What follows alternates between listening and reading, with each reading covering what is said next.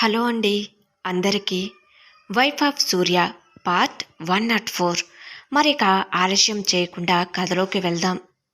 కోర్టులో కేసు ఓడిపోయి చందుతో విడాకులు రావటంతో ఇంటికి తిరిగి రాగానే సూర్య అహంకారానికి కోపానికి అంతు లేకుండా పోతుంది. అతను తన బైక్పై ఊరి సెంటర్లో ఉన్న ఒక బార్ దగ్గరకు వెళ్తాడు. జయ కోపంతో తన గదిలో అటు ఇటు తిరుగుతూ ఉంటుంది. వారి ముఖాలు కోపంతో ఎర్రగా మారతాయి.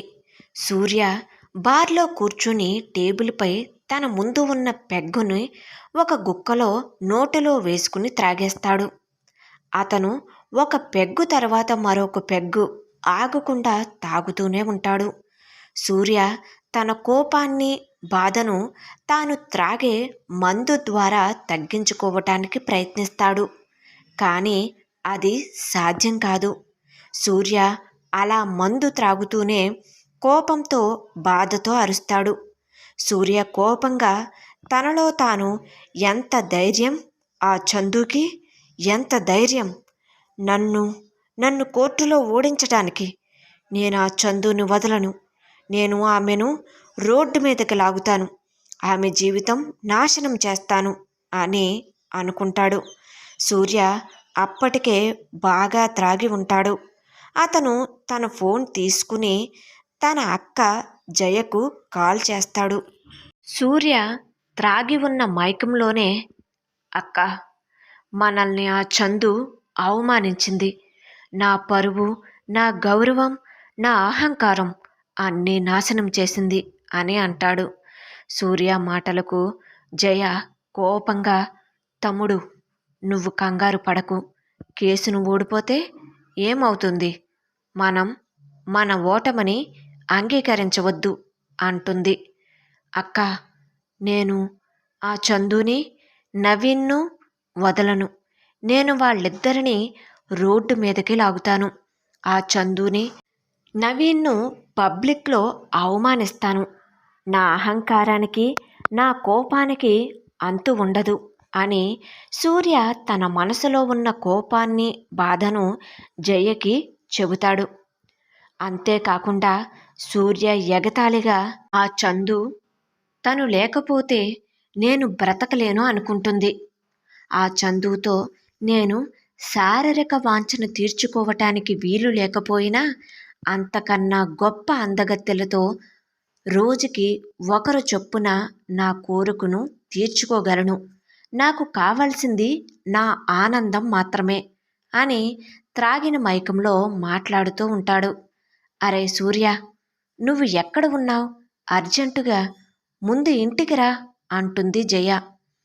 ఇంక ఎక్కడ ఉంటాను? నన్ను సంతోషంగా సుఖపెట్టేవి రెండే రెండు. ఒకటి ఈ మందు అని టేబుల్పై ఉన్న మందు బాటిల్ను కిస్ చేస్తూ, రెండు ఇది అని అనుకుంటూ బార్లో డ్యాన్స్ చేస్తూ అతని టేబుల్ ప్రక్క నుండి వెళ్తున్న అమ్మాయి నడుమును తాకుతూ అంటాడు సూర్య. అలా మాట్లాడుతూనే మొబైల్ను క్రింద జారవిడిస్తూ టేబుల్పై వాలిపోతాడు. పరిస్థితిని అర్థం చేసుకున్న జయ ఆమె ప్రక్కనే నిలుచున్న తన భర్తను, ఇంకా అలా తాడి చెట్టులా నిలుచోకపోతే నా తమ్ముడిని వెంటనే ఇంటికి తీసుకురండి అని కళ్ళు పెద్దవి చేస్తూ కోపంగా చెబుతుంది జయ. భార్య మాటలను శిరస అంగీకరించే జయ భర్త క్షణం ఆలస్యం చేయకుండా సూర్య ఉన్న బారుకు బయలుదేరుతాడు. అతడు బార్కి వెళ్ళేసరికి సూర్య టేబుల్పై స్పృహ తప్పిపోయినట్లుగా కూర్చుని ఉంటాడు. అతని ముందు చాలా పెగ్గలు ఖాళీగా ఉంటాయి. సూర్య బావ వాటిని చూసి బాధగా తనలో తాను, ఒరే సూర్య, ఎంతలా త్రాగావురా? స్పృహ లేకుండా ఉన్నావు. ఒక మంచి భార్యను కాదనుకుని ఎందుకురా ఎలా చేసుకున్నావు? నీ అక్క చెప్పిన చెప్పుడు మాటలు విని బంగారం లాంటి అమ్మాయిని నీ జీవితం నుండి బయటకు పంపించుకుని నీ బ్రతుకుని సర్వనాశనం చేసుకున్నావు అని అతను మనసులో అనుకుంటూ సూర్యను పైకి లేపటానికి ప్రయత్నిస్తాడు. కానీ సూర్య పూర్తిగా స్పృహ కోల్పోయి ఉండటం వలన అతను బైక్ వరకు తీసుకువెళ్ళటం సాధ్యం కాదని గ్రహిస్తాడతడు. ఇంతలో అటుగా వెళ్తున్న సర్వర్ను ఎక్స్క్యూజ్ మీ, కొంచెం సహాయం చేస్తారా అని అంటాడు. ఓ తప్పకుండా సార్ అని చెప్పి అతడు, సార్ నేను ఈ బార్లో జాయిన్ అయ్యి 1 సంవత్సరం అవుతుంది.